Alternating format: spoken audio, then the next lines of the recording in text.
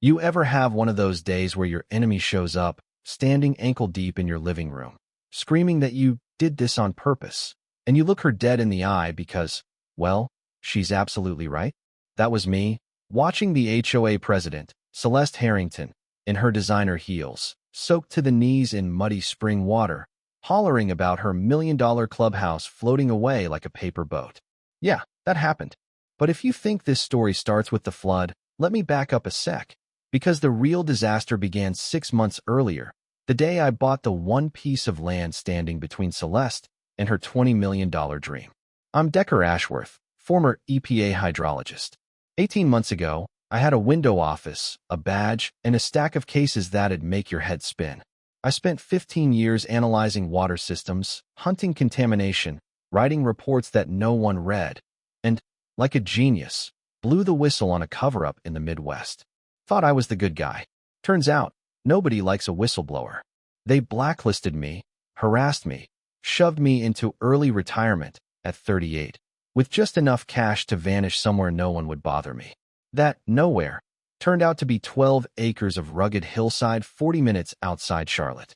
The realtor, Brianna Foxworth, acted like the place was cursed, pushing for a fast, cash-only deal, no inspections, no fuss. It was cheap. Real cheap. I'd been looking for privacy and found it. Steep slopes, thick woods, not a soul around. Signed the papers, and suddenly, I owned what locals called Ashford Slope. The old man who'd held it before me never built a thing, just paid his taxes and left it wild for 40 years. No big red flags, until 3 weeks in. I was out there with a local crew, prepping a flat spot for my cabin, when their chief, Tobias Montenegro, flagged me down. "You know about the water up here?" he asked, pointing at a vein of bedrock leaking cold, clear water. My EPA brain kicked in. Limestone, steady flow, mineral balance. I did what I always did. I tested, sent samples to 3 labs, mapped the flow, and found out I was sitting on a spring so pure you could bottle it. So I built around it. A simple retention pond to catch the flow, nothing fancy, totally legal, county inspected. Paradise, honestly. For a while, it was perfect. Just me, the woods, my spring, and the luxury of not giving a damn about HOA rules or city noise. But you know how peace goes, someone always comes knocking. This time, it was a white Tesla struggling up my dirt road. Out steps Celeste Harrington, HOA president, heels, suit, the works, holding a leather folio and a practiced smile. She wanted to discuss watershed management. Her words, not mine. Thing is, my land wasn't even in her subdivision, but she'd done her homework and was laser-focused on my spring system. She handed me a stack of papers full of HOA logos and watershed impact assessments. Sounded impressive. Problem is, real environmental assessments come from the government, not the country club. The jargon was off, the details too precise, and she kept referencing things she shouldn't know. She left with her smile intact, but I knew a setup when I saw one. Turns out, Celeste was more than a meddlesome neighbor. Her history was a cocktail of real estate, high-end developments, and a shiny new company called Clearwater Development, which, surprise, was gobbling up land all around the area. Every plot she bought sat within the watershed that fed my spring. Add in her uncontested rise to HOA president and her LLC's luxury residential plans, and you get a picture. She wasn't protecting the environment. She was cornering the water supply for profit. I decided to play it smart. Dug through public records, talked to my old EPA buddies, checked county deeds. My land came with historic water rights, federally protected, straight back to 1896. Any attempt to mess with that spring was a federal case. Armed with proof, I called in an environmental lawyer, Samantha Kellerton, who nearly cackled when she read Celeste's documents. She's got no legal standing. Let's see how far she pushes this before we drop the hammer. But Celeste doubled down. Hit me with a $2,000 fine for unauthorized water retention, demanded I drain my system in 10 days, threatened escalated enforcement. Samantha's response? She's writing her own indictment. So we waited. The harassment ramped up, fake inspectors, anonymous complaints, cars watching my property, even drones. But what clinched it was the next move, a fraudulent emergency order, supposedly from the county, demanding I drain every drop and open my land to natural flow. signed by a fake deputy director who didn't exist. By this point, the real county director, Dr. Leslie Rutherford, was on speed dial. She read the letter and nearly blew a gasket. "This is felony fraud," she said. "Document everything." Here's where the twist comes in. Sometimes the best way to fight back is to do exactly what your enemy demands.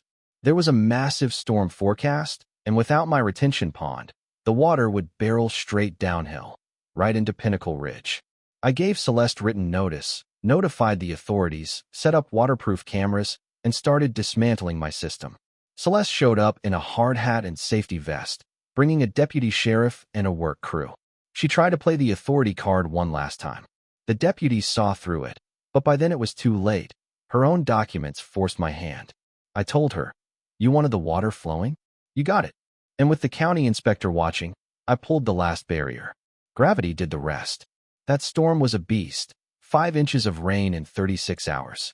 The water rushed down, overran their decorative ponds, and turned their $1 million clubhouse into a swamp. 7 homes got hit, lawns destroyed, roads washed out. The damage? For $1 million minimum. Emergency crews showed up, and I handed them a neat file of every directive, order, and threat Celeste ever sent. Their lead, Captain Sarah Mitchell, pieced it together in under an hour. "So you flooded them because you complied with an order?" "Exactly. Against my professional judgment, but under legal threat." Celeste tried to spin it, accused me of environmental terrorism in front of the cameras, but the documentation was ironclad. The real kicker? Sunday morning, 2 feds showed up, Special Agent Victoria Hawthorne from the FBI and Dr. James Rodriguez from the EPA's Criminal Division. They'd seen enough. By Tuesday, Celeste was in handcuffs, news crews rolling, neighbors staring. The charges? Environmental fraud, conspiracy, impersonating government officials, the works. Her entire development scheme collapsed. Investors sued. Her LLCs went bankrupt and Pinnacle Ridge rebuilt. This time, hiring me to advise on water management. The new clubhouse? Raised 10 feet, flood-proof, eco-friendly. Turns out, working with nature beats trying to cheat it. Celeste got 18 months in federal prison and lost everything she built. The county fired its complicit officials, the EPA strengthened water rights protections, and suddenly, whistleblowers like me were the ones getting called to testify instead of run out of town. The spring kept flowing, the woods stayed wild, and my porch coffee tasted sweeter every morning.